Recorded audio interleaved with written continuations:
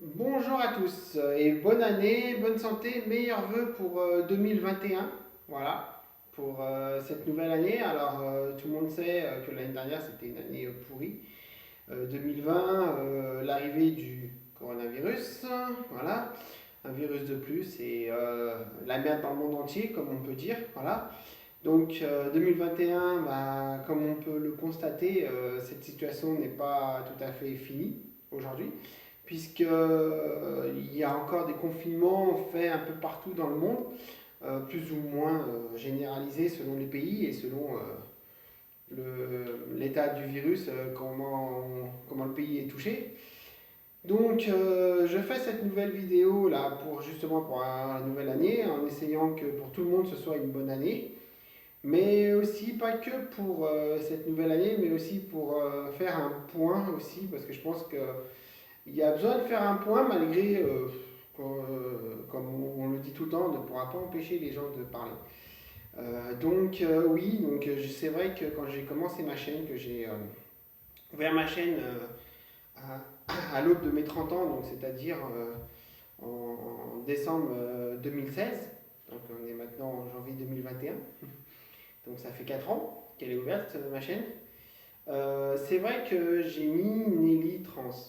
Parce que bon, j'étais encore en recherche, on va dire, d'une identité, on va dire, qui est la mienne, que j'avais peut-être pas exploité toutes les possibilités à l'époque. Et puis surtout, quand on regarde mes premières vidéos, pour les personnes qui ont vu mes premières vidéos, euh, bah, on peut voir que bah, j'ai commencé ma chaîne en décembre 2016 et la première fois que je suis allé dans une comment dire dans une dans, on va dire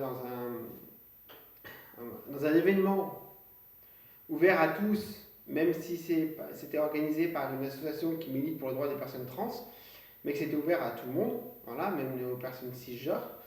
Ben, c'était le mois d'après, en janvier 2017. Donc, j'étais allé, d'ailleurs je faisais des vidéos au début sur les premières fois que j'y suis allé, dans la communauté trans, comme je disais, mais c'était plus dans la communauté LGBTQI+, voilà, que ça rassemblait tout le monde, voilà. Donc, et je disais comment ça s'était passé, parce que, voilà, j'expliquais comment ça s'était passé, comment j'avais ressenti cet événement-là. Et c'est vrai qu'à l'époque, j'avais découvert plusieurs choses déjà, mais je pense que je ne savais pas tout ce que je sais aujourd'hui. Les différents mots, donc pour moi le cycle c'était LGBT, voilà, le cycle c'était ça.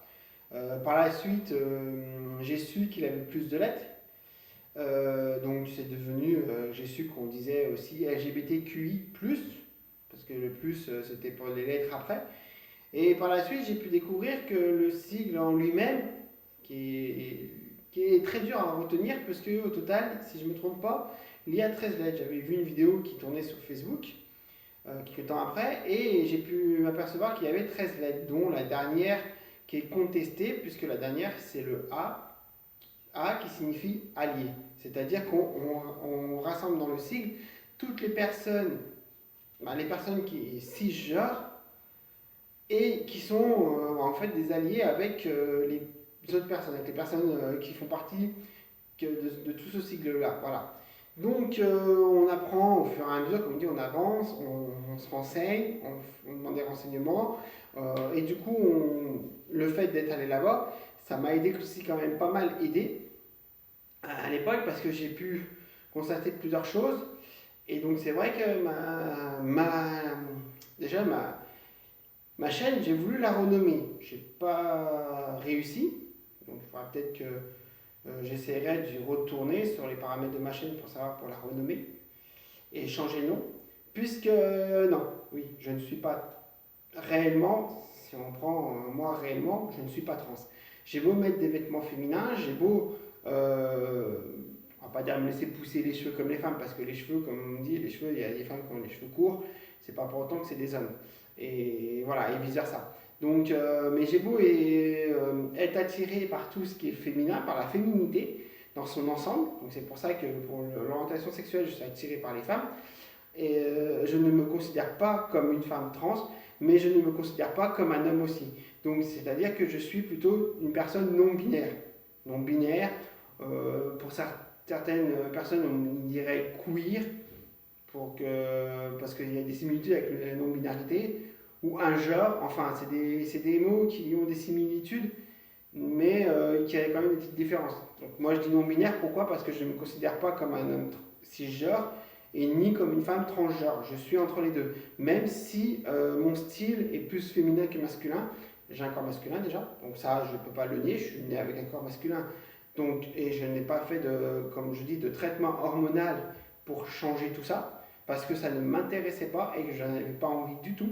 Voilà, ce n'était pas mon but. Donc une personne transgenre, c'est son but, justement, de prendre le traitement hormonal pour que son corps ressemble plus à son genre. Donc moi, ça n'a pas été mon cas. Je sais que je prévois de mettre Nelly sur ma carte d'identité. J'ai pris les papiers cette année, mais j'ai rien fait encore parce que, comme je dis, la situation actuelle fait que le mieux c'est d'avoir comment dire, des attestations, je trouve plus le mot, mais je vais en trouver. Enfin, qu'il y ait des amis qui puissent prouver que oui, que pour moi, ça serait bien que j'ai le prénom que j'ai envie d'avoir sur ma carte d'identité derrière mon prénom masculin, parce que c'est ce que je me sens. Voilà. Ça irait mieux avec mon identité d'un masculin féminin. Et donc, du coup, Nelly, je le ferai rajouter derrière. Je n'enlèverai pas mon prénom masculin qui est Quentin, je ne le renie pas.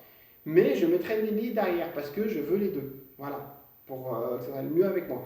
Le sexe, on ne peut pas le changer. Enfin, quand je dis on ne peut pas le changer, pour ce que je veux, c'est pas possible. En France, c'est soit M pour masculin et F pour féminin. Ou H pour homme et F comme pour femme. Enfin bref. Moi, je veux le neutre. Il n'y a pas neutre. Il n'y a pas le X comme ils disent pour le neutre. La France, là, il y a bientôt 6 ans, la France l'a refusé. Il y avait eu une demande, la France a totalement refusé, sinon je l'aurais changé aussi, j'aurais mis neutre. C'est pas possible, donc je vais juste rajouter mon prénom féminin que j'ai envie, derrière mon prénom masculin pour que ça soit plus avec moi. Maintenant, des commentaires ou même ça peut dire aussi en extérieur et tout, de dire que maintenant tu es un homme déguisé en femme. Non, non. Que ce soit un homme qui se déguise en femme ou une femme qui se déguise en homme, on peut dire ça quand c'est fait pour un événement précis et que la personne, que ce soit un homme ou une femme, le fait juste pour cet événement et qu'elle va peut-être le faire 2 ou 3 fois dans sa vie parce que c'est parti par une connerie avec des gens qu'il connaît ou quelqu'un de sa famille, que pour tel événement, tu n'es pas capable de t'habiller comme ça parce que, bon voilà, c'est ça, on peut dire c'est un homme qui se déguise en femme ou une femme qui se déguise en homme, voilà. Quand c'est au quotidien, quand c'est courant, on n'appelle pas ça de déguisement puisque c'est courant, c'est au quotidien.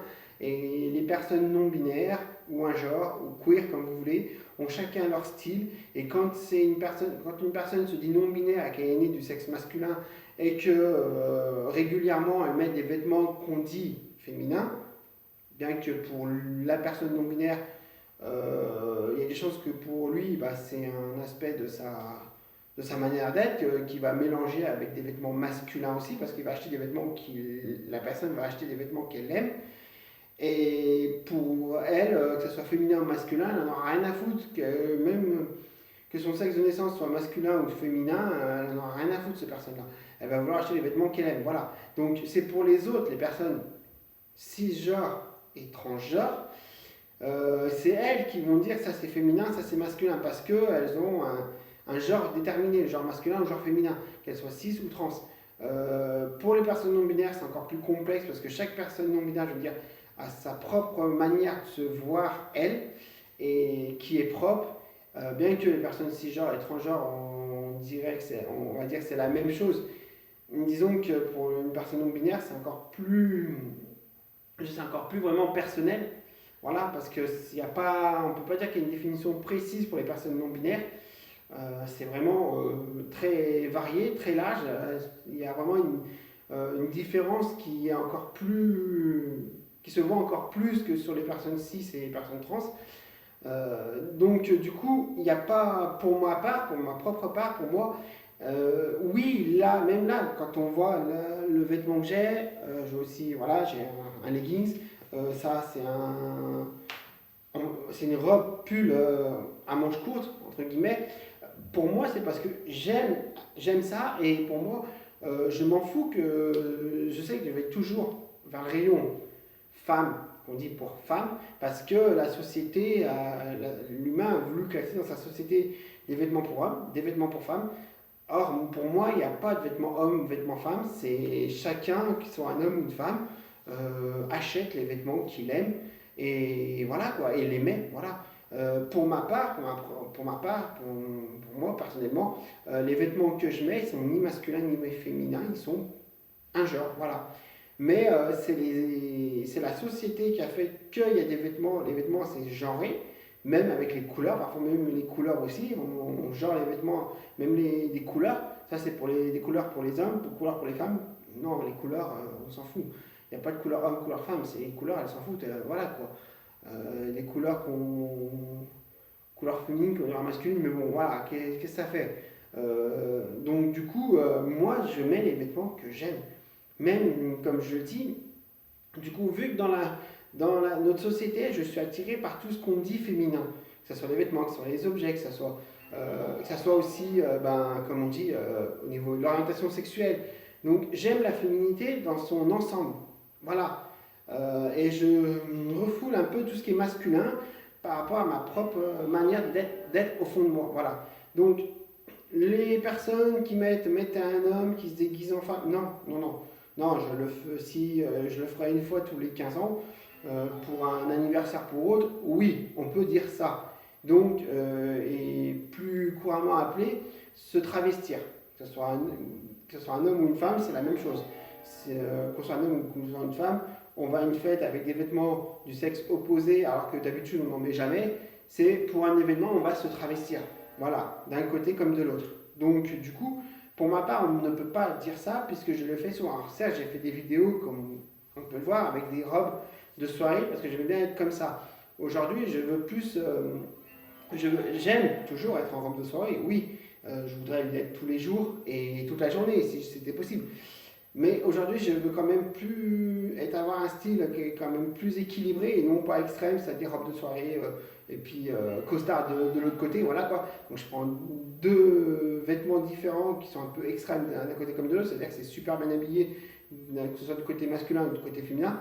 Donc être plus, comment dire, plus classique et plus, on va dire, et plus stable, voilà. Je cherche cette stabilité et je vais la trouver. Désolé, c'est mon portable qui fait des sièges. Je pense que je vais le mettre en vibreur, comme ça on n'entendra plus. J'ai cru que voilà. Je suis inscrit aussi sur des sites, sur des groupes de discussion sur Messenger. Donc du coup, quand il y en a qui se mettent à parler, ça n'arrête pas. Donc désolé pour ce petit contretemps.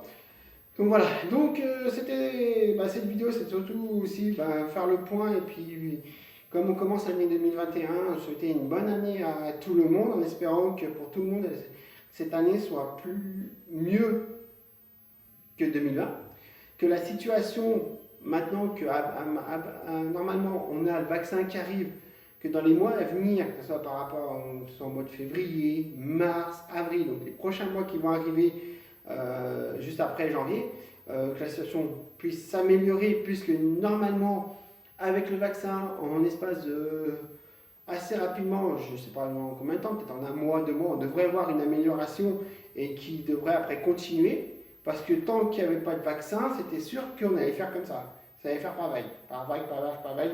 Et si on aurait eu un vaccin en 2025, jusqu'en 2025, ça aurait été comme ça. Donc faire des confinements, on confine, on déconfine, on confine, on déconfine, c'est pas la solution du tout. Parce que, juste pour dire que quand on confine, moi j'ai eu un accident de travail là, le 11 décembre, même pour le confinement, je sortais plus. Bon, déjà, comme je suis éboueur, le matin, je sortais pour travailler. L'après-midi, je sortais, j'allais me promener, j'allais me balader parce que je ne pouvais pas rester chez moi tout le temps à rien faire. C'est pas possible. J'avais rien, j'étais pas malade, j'avais mal nulle part. Je pouvais sortir, je sortais. Voilà. Là, je suis resté confiné plus d'une dizaine de jours chez moi avec mon entorse pour que ça se revienne au plus vite. J'ai été arrêté le 11 décembre, j'ai eu mon entorse. J'étais arrêté de base en premier lieu jusqu'au 25 décembre, jusqu'au 20 décembre, facile. Même 21 décembre, je suis sorti peut-être quoi? J'allais voir le médecin le 23, je suis peut-être sorti la veille. Le 22, donc le 20-21 décembre, facile, je suis resté chez moi sans sortir. Une seconde. Je suis sorti le samedi 12 pour aller chercher mes médicaments à la pharmacie qui est pas très loin de chez moi. Et avec le béquille, j'ai mis peut-être 10 minutes aller, 10 minutes retour en marchant. Donc une vingtaine de minutes pour aller les chercher à la pharmacie, et t'as même pas 5 minutes de chez moi. À pied de base, normal. C'est quand on peut marcher normalement. Donc j'ai mis plus de double à l'aller, plus de double retour. Mais bon, voilà, c'est tout. Après, je suis resté chez moi. J'ai pas rebougé jusqu'à ce que ça aille mieux, que le jour que je me sentais mieux, je disais, bah tiens, ça va un peu mieux, je vais peut-être sortir, je vais pouvoir sortir, voilà. Quand je suis ressorti, ça m'a fait bizarre. Ça m'a fait bizarre. Donc, d'un côté, c'était pour reposer mon pied. D'un autre côté, c'est très mauvais, puisqu'on habitue son corps en entier de rester dans un endroit, entre guillemets, plus sain que l'extérieur. Donc, notre corps, il s'habitue. Donc, moi, ça va, c'était une dizaine de jours. Alors que le confinement, il n'a pas duré 10 jours. Le confinement, il a duré plus de 2 mois. 2 mois, ça commence à être mauvais. Quand on reste au même endroit pendant 2 mois, on peut, selon, parce que ça aussi, ça varie selon les personnes, et fort heureusement, ce n'est pas la majorité, tant mieux, on affaiblit notre corps aussi. Parce que du jour au lendemain, pendant une longue période, on le fait plus se défendre contre les impuretés du quotidien. Notre corps reste dans un lieu qui est propre à nous et qui est quand même plus sain que l'extérieur. Même si c'est confiné, parce qu'il n'y a pas 15 000 personnes qui viennent, il n'y a que nous et les personnes avec qui on vit. Voilà. Si on est seul, on n'est que tout seul. Si on est 4-5 à vivre, voilà, on partage toujours les mêmes microbes. Donc notre corps a l'habitude. Mais si on reste trop longtemps comme ça, quand on va sortir, notre corps a pu s'affaiblir et il se défendra moins. Donc un petit rhume, on peut le prendre plus facilement. N'importe quelle maladie, on peut y prendre plus facilement. Ça peut. Heureusement que ce n'est pas une science exacte. Il n'y a rien qui est exact avec la nature. Le naturel, voilà, quoi. Chacun aussi a la santé qu'il a, chacun a le corps qu'il a. Donc du coup, ça peut varier selon les gens. Pareil pour le masque. Le masque, faut savoir que je suis allé essayer d'aller voir plusieurs fois, et j'y retournerai, regarder et relire l'arrêté qui a été marqué. Je n'ai pas vu sur l'arrêté que le masque faut le porter sur la bouche et sur le nez. Il faut savoir que dans un lieu confiné, quand on met quelque chose sur son nez, sur sa bouche, et qu'on y garde plusieurs minutes, ça peut être dangereux. Donc quand on s'est répété tous les jours, plusieurs heures limite par jour, ça peut aussi entraîner par la suite des problèmes respiratoires. Sauf que si c'est le cas pour certaines personnes qui n'ont pas vraiment de problème de santé, d'ici l'année prochaine, 2022, voire 2023, s'ils ont des problèmes respiratoires et que c'est à cause du masque, ils vont se retourner contre qui? Contre l'État. Sauf que quand on se retourne contre l'État, donc ça passe en jugement, je suis d'accord, les juges, ils regardent les lois, ce qui est marqué sur les textes de loi, puisque quand on passe devant un juge, pour X raisons, ils regardent ce qui est marqué sur les textes de loi et quelle est l'infraction qu'on a commise. Là, l'État, ça sera, en gros, on va les accuser d'avoir détérioré la santé des gens. Sauf quand ils vont lire la loi où c'est stipulé, c'est pas marqué noir sur blanc qu'on doit le mettre sur la bouche et sur le nez. C'est marqué de partout, pas sur le décret. Sur le décret qui est sorti en mars ou en avril, je ne sais plus, ou le nouveau décret qui était sorti, je crois, en mai et tout, c'était pas marqué comme ça. Donc, se retourner contre, on va dire, une société, entre guillemets, c'est pas compliqué. Mais dans ce cas-là, il faudrait se retourner sur tous les magasins qui nous ont obligés, sur tous les lieux publics où on allait et qui étaient avec d'autres personnes. Enfin, ça serait se retourner contre plein de monde à la fois. Et ça serait trop. Ça serait trop parce qu'il y aurait plein de... Donc du coup, certes, c'est pas bien, dans la rue, je le mets pas, alors que dans la rue, on peut le mettre sur le nez, sur la bouche quand on est en extérieur, parce que, comme dans plusieurs pays asiatiques, dont la Chine, mettent le masque depuis des années quand ils sont à l'extérieur, dans les grandes villes, pas dans les petits villages, mais surtout dans les grandes villes, pour se protéger de la pollution. Ça ne protège pas à 100%, mais ça permet de moins ingérer de pollution dans notre corps. Donc du coup, ça protège quand même contre la pollution, ça a quand même un effet positif contre la pollution. Sauf que dans les pays d'Europe, on ne comprend pas ça parce qu'on ne met jamais de masque contre la pollution quand on sort. On n'a pas cette habitude-là. En Chine, ils l'ont. Malgré tout, et ça montre que le masque ne fait rien contre le coronavirus. Ça peut limiter en effet la propagation sur les gens, voilà, mais pas énormément. Contrairement à ce qu'on pourrait dire, pas énormément. Puisqu'il suffit que, justement, quelqu'un ait le coronavirus, qu'il l'ait chopé d'une manière, qui touche à un endroit où nous on passe, parce que c'est public, comme les transports en commun ou autres, qu'on ne sait pas qu'il l'a, qu'on touche derrière, même qu'il a un masque et qu'on a un masque, on touche derrière, on peut prendre le virus, on va avoir un masque, on va rentrer chez nous, on va le passer à tout le monde. Parce que quand on va être chez nous, on va enlever notre masque aussi, donc on va le passer à tout le monde. Voilà. Et pourtant, on aura toujours le masque sur nous. Même qu'on ait son nez et la bouche, en même temps, qu'on est toujours chez nous, on pourra toujours prendre le coronavirus. Donc, c'est pour ça que le masque, c'est très bien à l'extérieur, parce qu'il protège pas mal des impuretés, surtout de la pollution. Dans un lieu public, c'est très mauvais de l'avoir son nez sur la bouche, puisque ça peut engendrer des problèmes respiratoires par la suite, parce que quand on est confiné dans un endroit clos, il n'y a pas de l'air comme à l'extérieur, et c'est logique. Donc il faut pouvoir respirer de manière normale, soit avec le nez, soit avec la bouche. Ceux qui ont des lisières comme ça, transparentes, ok, là il n'y a pas de problème parce que c'est pas collé, c'est pas comme ça, c'est là, ça passe devant toute la tête, c'est là. Donc du coup, on peut respirer tranquillement. Là, je suis d'accord. Mais le masque sur le nez et la bouche, à terme, ça peut augmenter des risques respiratoires. Alors, ça peut ne pas apparaître dans les années à venir, mais ça peut apparaître par exemple dans 10 ans, dans 15 ans. Mais ça reviendra à cause parce que les gens portent trop le masque sur le nez et la bouche aujourd'hui. Voilà. Un jeune qui a 18 ans, qui est en pleine forme, qui n'a aucun problème, peut-être qu'à 35 ans, il va avoir des problèmes respiratoires suite au masque qu'il met maintenant tout le temps sur la bouche et sur le nez quand il rentre dans un public. Et voilà quoi. C'est des choses qui peuvent arriver, c'est des choses que, comme on dit, qui a plus de chances d'arriver si on a une santé plus fragile que les autres, déjà. Donc, il faut faire attention quand on est fragile de santé, et c'est même déconseillé, je déconseillerais même de sortir, et même dans des lieux publics. Moi, j'ai mon père qui est comme ça, qui est fragile aujourd'hui, question santé, qui sortent à l'extérieur, qui mettent le masque encore, ça va, mais je déconseillerais, à part quand il n'a pas le choix, qu'il est obligé d'aller chez le médecin, de sortir, d'aller dans des lieux publics comme des magasins et des grandes surfaces, puisque pour lui, ça peut avoir un effet vraiment très très néfaste. Et du coup, ça peut encore amplifier ses problèmes de santé, voire même, du coup, vu qu'il est à la retraite déjà, donc il a 60 ans passés, voire même qu'il décède plus vite que prévu. Voilà. Donc cette vidéo arrive à son terme et j'espère que j'ai pu remettre à jour, faire la mise au point que je voulais. Donc c'est-à-dire non, je ne suis pas transgenre, je suis non-binaire. Et que non, je ne me déguise jamais en femme, jamais des vêtements que j'ai envie de mettre.